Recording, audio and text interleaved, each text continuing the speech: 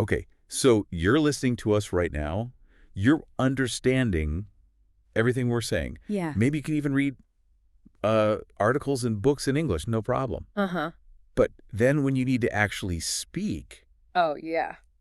you just freeze up. You get it. It's like your mind goes blank and all those words you knew are just gone. It's so frustrating. Yeah, it's a really common experience. And if that's well, you've come to the right place, because this deep dive is all about how to finally break through that barrier. Exactly. Like, you can understand everything, but you just can't speak. Right. And we have some great source material for this. Oh, yeah. It's this conversation between Katie and Sharon. Right. Now, Katie, she's the one who is struggling to speak, even though she understands a lot of English. And Sharon is sharing these techniques that helped her to overcome the same problem. Oh, wow. So it's kind of like we're eavesdropping on their conversation. I like that. And we're pulling out the easy things you can actually do Right. to start speaking more fluently today. Yeah, and what's interesting is how Katie describes it. Like, she says she can understand so much, but the moment she needs to speak, She freezes. she just freezes up. Her mind goes blank. Yeah. And then even when she does say something, she's like overthinking it, Oh, analyzing every word, and it just gets in the way. it's like this mental block. Yeah. And Sharon, she gets it because she was in the exact same situation. Really? Before she lived abroad, Wow. she said she could read and listen fine. Uh-huh. But speaking, it was a whole different challenge. So it's good to hear that it's something you can overcome. It really is. And, Yeah. you know, Katie's thinking about taking one-on-one classes. Yeah. But she's worried about wasting money. Makes sense. If she's not going to be consistent with her practice. Right. So it's like, do you invest in these classes? Right. Or is there something else that can help? And that's when Sharon talks about what her brother told her. It was Okay. like, forget about these formal classes, just focus on practicing every single day. Interesting. That was like his big advice to her. So it's not about how many hours of class you take. Yeah. It's about whether you're speaking regularly. Exactly. That daily practice is key. Daily practice. You know what? It doesn't have to be hours and hours. Right? Just like 10 minutes a day can make a difference. Oh, wow. Okay, that's manageable. Right. 10 minutes. That's all it takes to make it a routine. I can see Katie feeling relieved when Sharon says that. Totally. Like 10 minutes. Right. That's not so bad. Not at all. So Sharon's routine, it's really simple. Okay. First, you pick a topic, Uh-huh. something super basic, like what did I do today, or what's my favorite food? Things you already know how to talk about. Yeah, exactly. Like in your own language, you know how to say these things. Right. So it's just about finding the words in English. Yeah.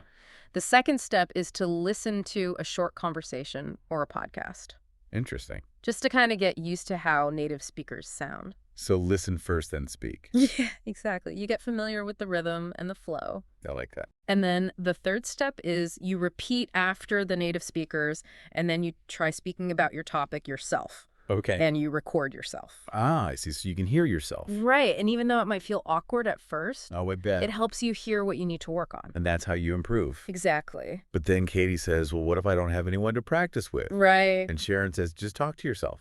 It sounds crazy, but it works. It does sound a little strange. I know, but it's a great way to practice without feeling self-conscious.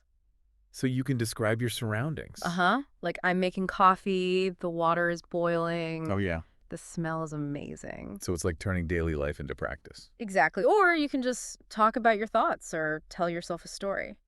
So you're getting used to thinking in English. Yeah, that's the key. Now, pronunciation, that's another big challenge. Oh, for sure. And Sharon mentions this technique called shadowing. Oh, yeah. What is shadowing?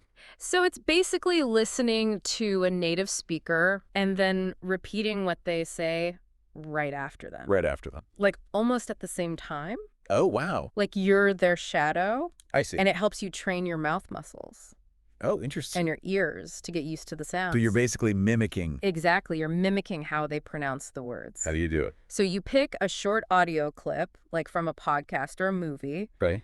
You listen to it once to get the gist, Uh-huh. and then you play it again and repeat each sentence. Okay. Pay attention to how they connect the words Mm-hmm. and where they put the stress in the sentence. I see. That's how you start sounding more natural. Interesting. Okay, what about fluency? Like, how do you get more fluent? Well, Sharon has this other technique. Okay. It's called the 1-minute speaking challenge. 1 minute, 1 minute, you pick a topic, any topic, any topic, and you just speak for 1 minute straight. nonstop. Nonstop, no pausing, no hesitating.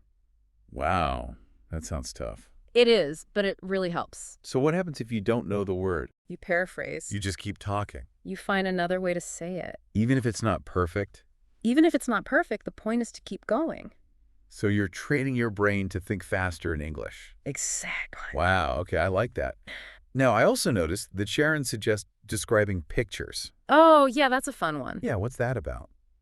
So you find a picture. Uh-huh. It could be anything from Instagram, a magazine, anything.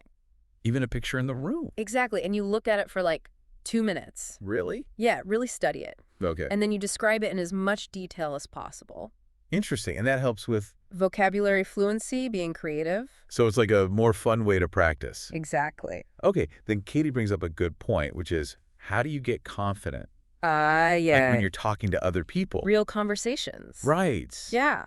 And Sharon suggests role-playing. Role-playing, yeah. So what do you act out different situations? Right, like ordering food at a restaurant, asking for directions, and you practice what you would say. So it's like a rehearsal. Exactly. You're preparing yourself. And then when you're in that situation, You're not starting from scratch. you already have some phrases ready. Right. And you've practiced saying them out loud. Okay, so that makes you more confident. Exactly. Interesting. And then Sharon also talks about summarizing news. Oh, yeah, that's a good one. So how does that work? You read a news article, A short one. and then... And then you explain it in your own words. Oh, like you're telling a friend about it. Exactly. Okay, and that helps with... Vocabulary, fluency, comprehension. It makes you really understand the information. Wow. So you're practicing a lot of skills at the same time. Right. So basically what we're learning is that consistency is key. It's all about consistency. Just a little bit every day. 10 minutes a day can make a huge difference. Like Sharon said, I'll start today. I love that. It's about taking that first step. That's the hardest part. Now, there were a few phrases that Sharon used that I thought we should clarify. Yeah, good idea. The first one was freeze up. Oh, yeah. She was saying that means to become unable to speak. Right, like when you're nervous. Like Katie in front of the audience. Exactly. You just froze up. Then she also said, get familiar with. Uh-huh. Which means becoming more comfortable with something. Like listening to different accents. Yeah, so the more you listen, the more familiar you become. Exactly. We also heard formal classes. Oh, yeah. Which are like structured lessons. Right, in a school or something. Like for grammar. Yeah. Then there's it depends on. Uh-huh. Meaning something changes based on the situation. Right, like your progress depends on how much you practice. Makes sense and finally get used to. Oh, Meaning to become accustomed to something over time. right. Like for Katie, it took her a while to get used to speaking. Now in the question session, they talk more about role-playing Uh-huh. and how it can make you sound more natural. Yeah, it's like you're practicing for real life. Exactly. Yeah. And they also talk about summarizing news and how it's not just about vocabulary. Uh-huh. It's about understanding and organizing your thoughts. Yeah, and speaking clearly. And their final point was that speaking fluently, it's not about talent. It's about practice. Anyone can do it Exactly. if they practice consistently. And their call to action was to just pick a topic Talk for 1 minute, and record yourself. so that's a great place to start. Yeah. So to sum up this deep dive, Mm-hmm.